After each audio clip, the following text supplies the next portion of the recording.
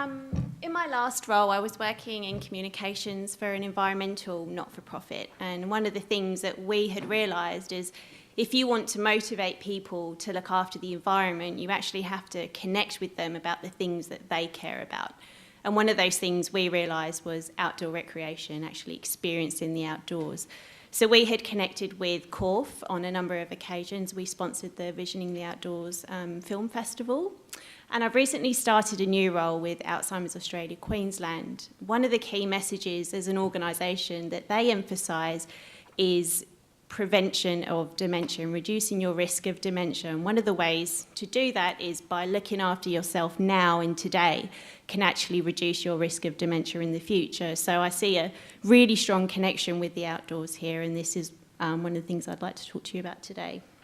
So when you think about the consumer decision-making process, it's really important to recognise that this doesn't happen in a vacuum. People don't make decisions without thinking about other things. People are normally going through a process. We're all consumers every day. We're bombarded with messages. We're bombarded with advertising. The way we make decisions is by going through this process.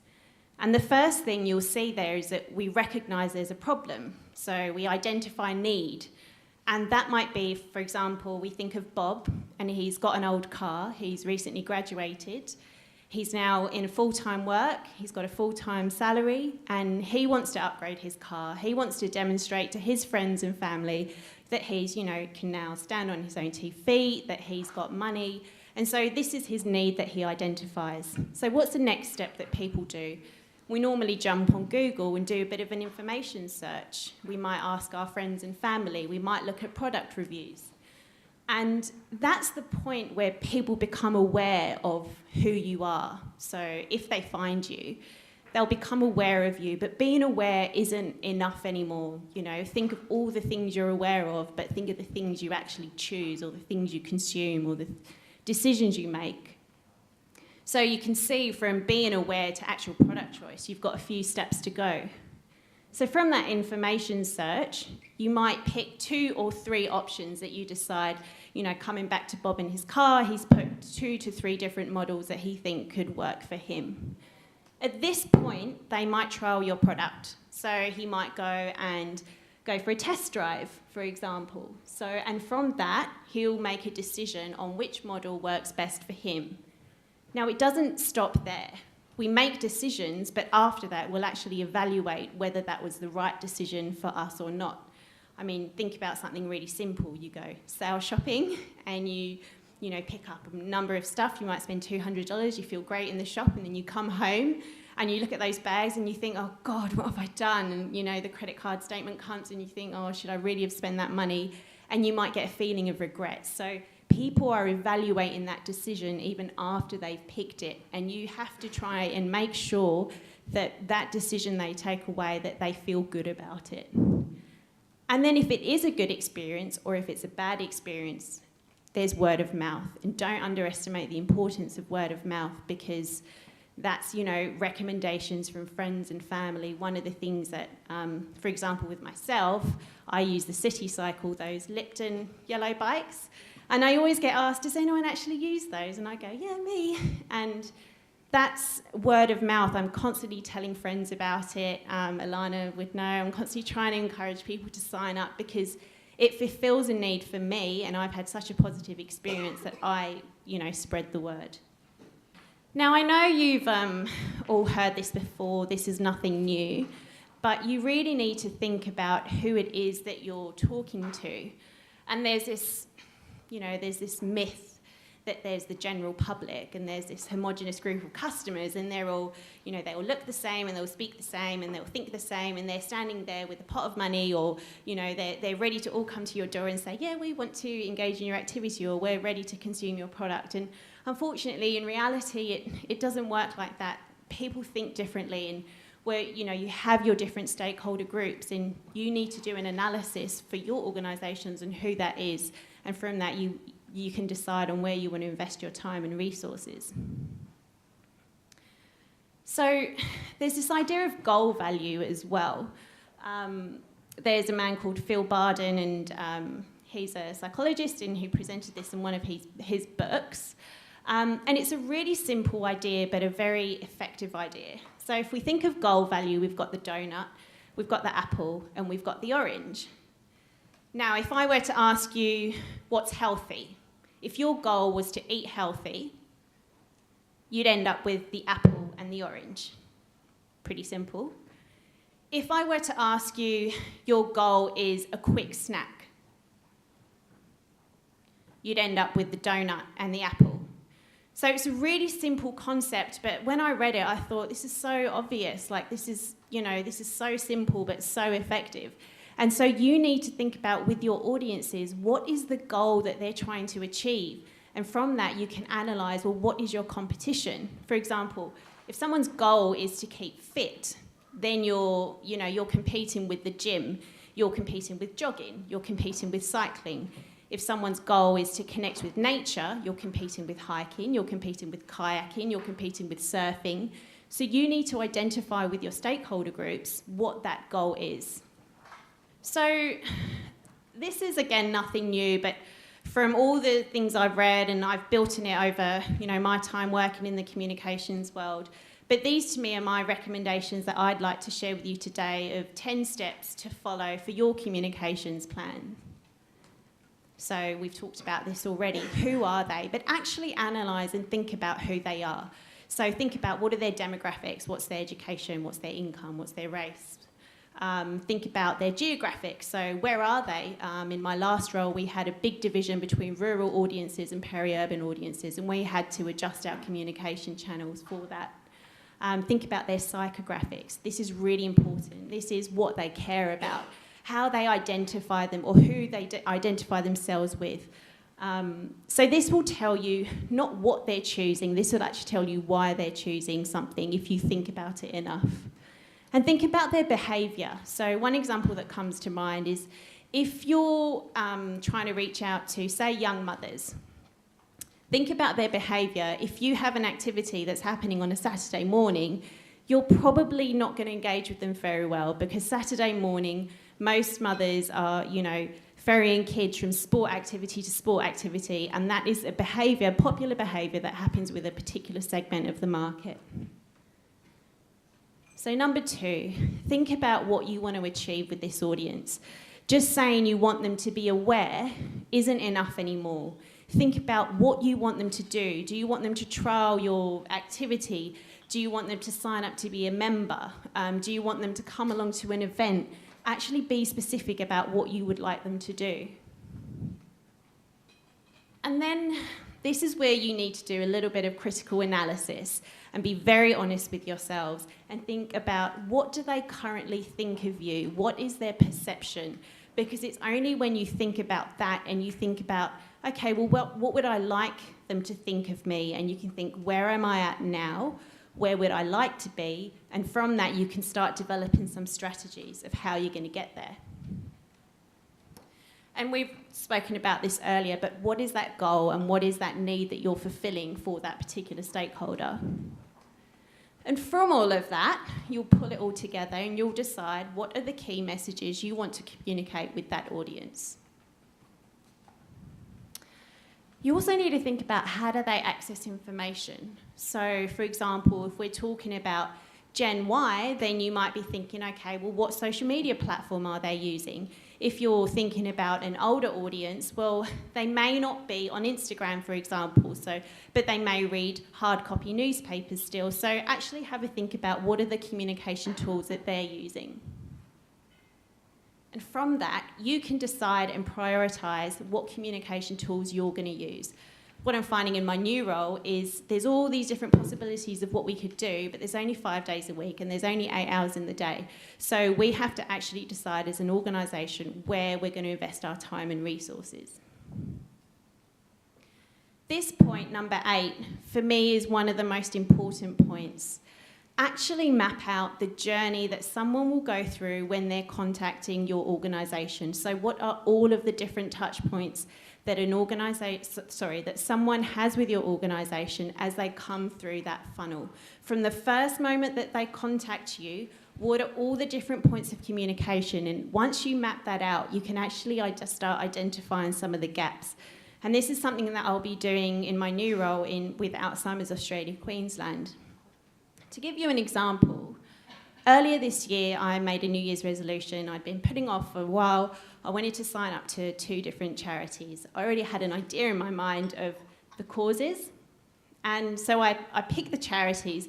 It actually was a bit difficult because even though I knew one of the causes, there ended up being 10 different charities, and so I was just totally confused on what to pick. Anyway, I picked them. So what this allowed me to do was to actually compare the communication funnels that each organisation used for me as a consumer.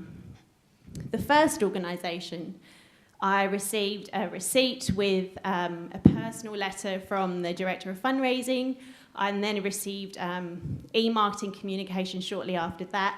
I received a magazine in the post. I received the end of year campaigns. I felt loved as a donor. I thought, yeah, I've made the right decision here.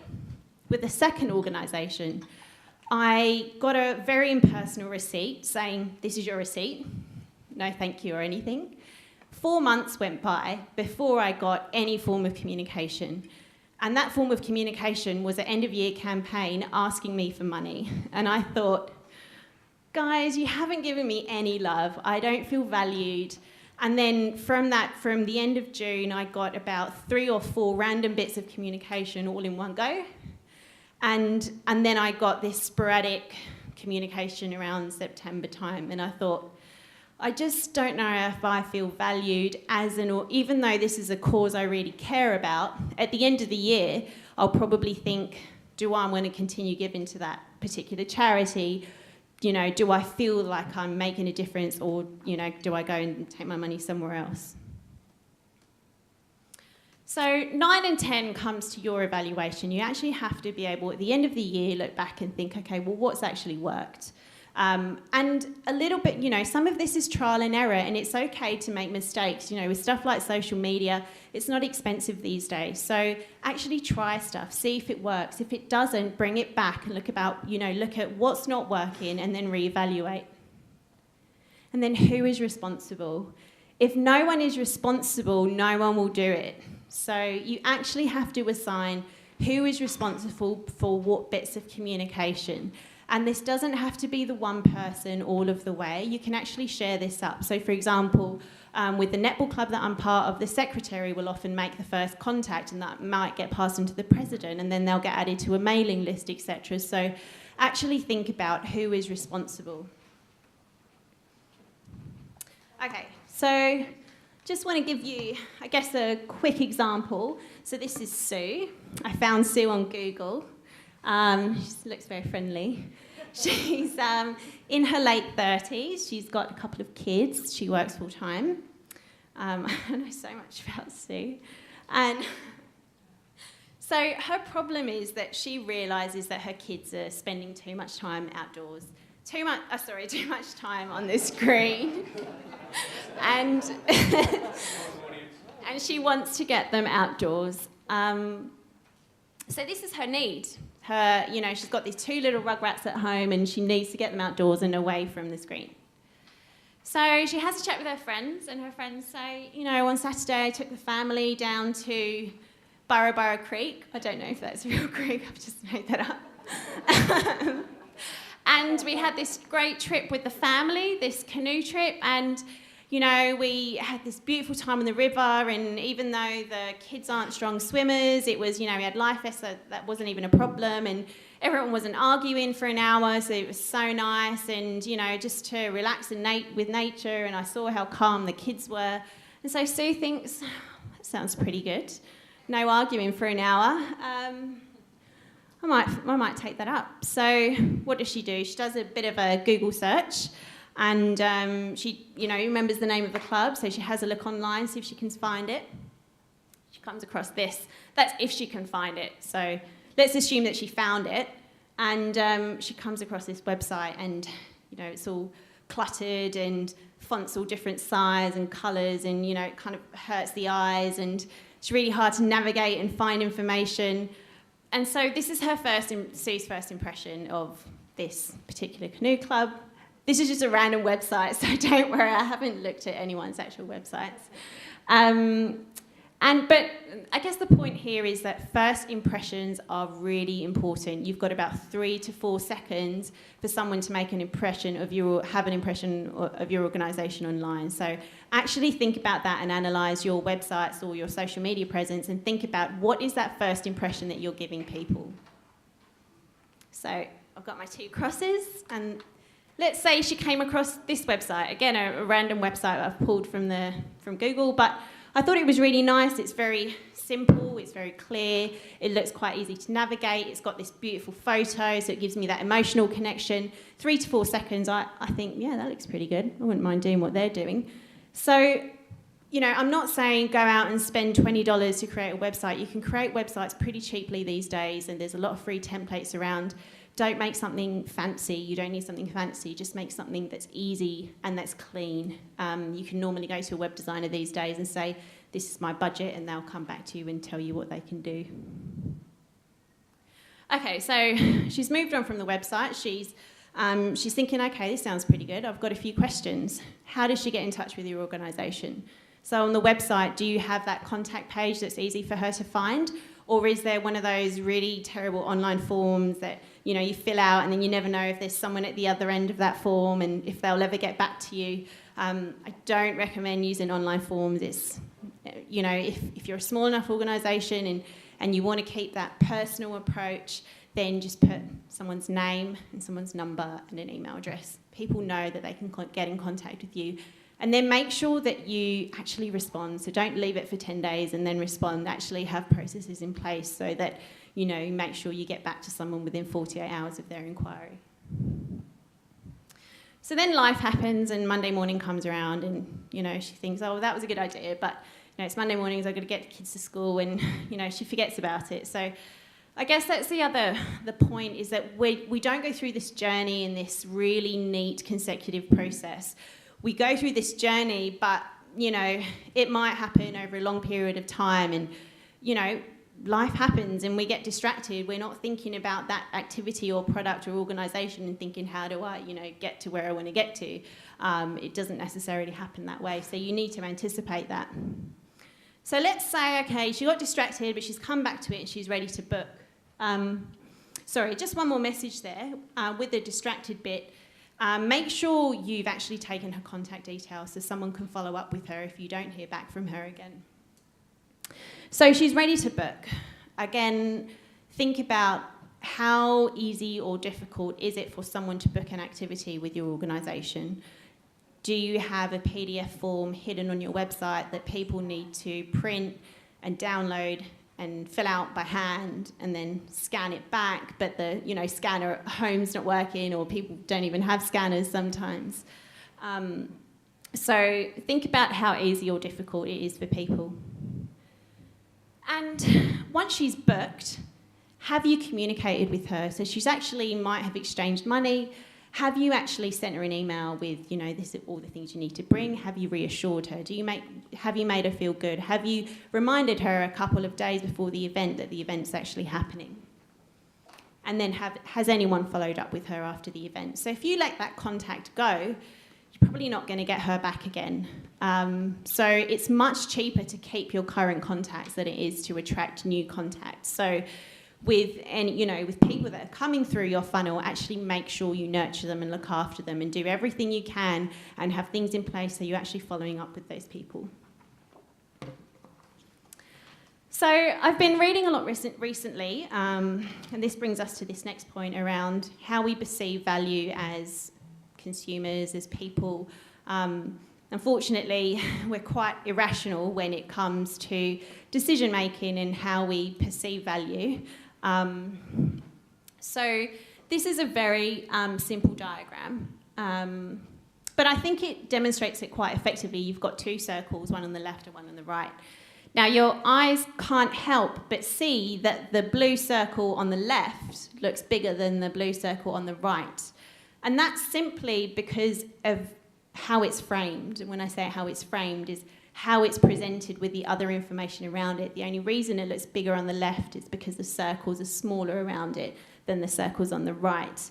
And this is, you know, this is a really important message around how we do perceive value, and we can be quite irrational.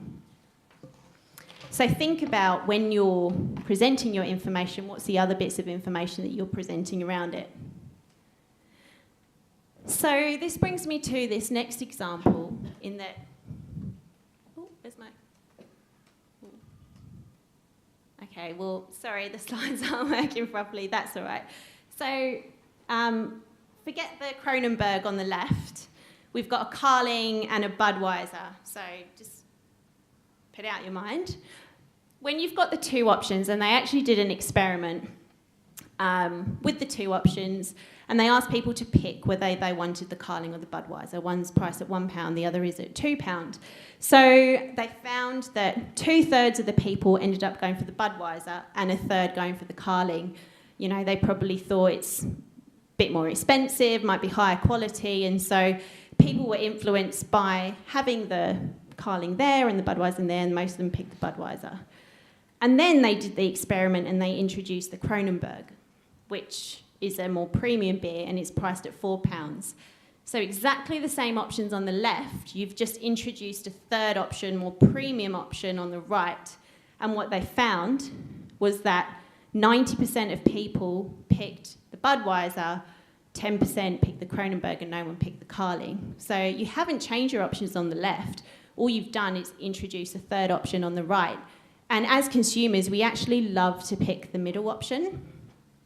It makes us feel safe. We think it's the most popular option. We don't like to go for the cheap option because we don't really be cheap, and we don't want to go for the most expensive option because we think, oh, well, we haven't got that much money. But the middle option is a safe option. And retailers figured this out ages ago. So if you go and buy a white good, or if you go and buy a bottle of wine, you'll often find the product that they actually want to sell to you is in between the cheapest product and the most expensive product. So think about that one next time you go to the shops.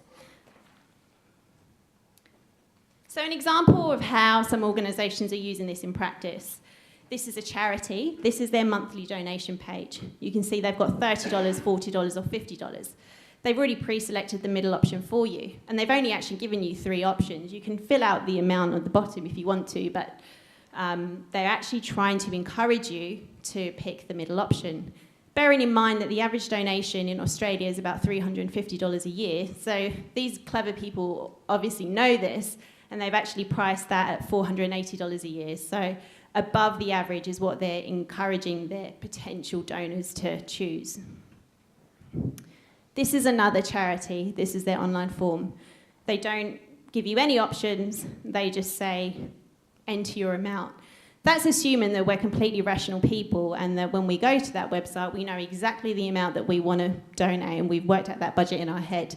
But most of the time we think we want to donate, not really sure how much can I give without it being stingy, and then, but I don't have loads of money to give either. So actually encouraging people one way or the other is really useful. So I thought I'd bring this back to the outdoor rec sector and give you an example. And these are purely fictional figures. It's no real club. I haven't looked at anything online. So this is just an example that I thought might communicate this clearly to you. So this is option 1. This is a canoe trip, and it's $10. Option 2, you can sign up for a year for full membership for $100.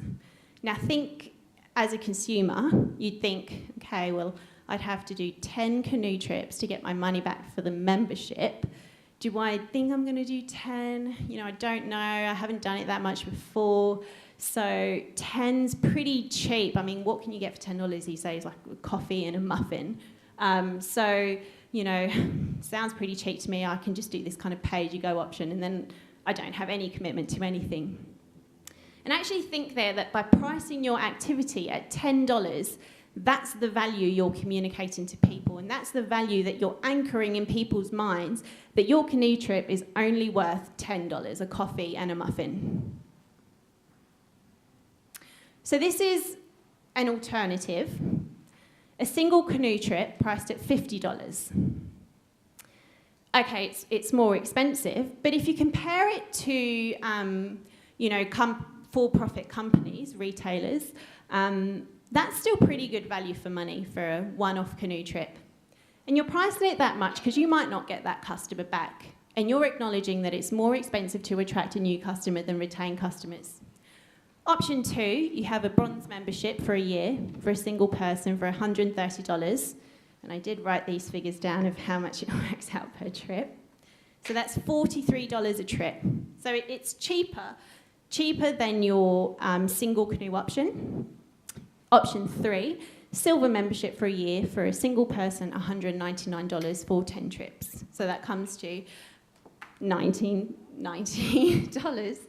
So that's less than half of option 2. So you're already getting a pretty good deal with your silver membership. Your gold membership, you have unlimited trips, full access to equipment hire for $299. It's all about perception of value.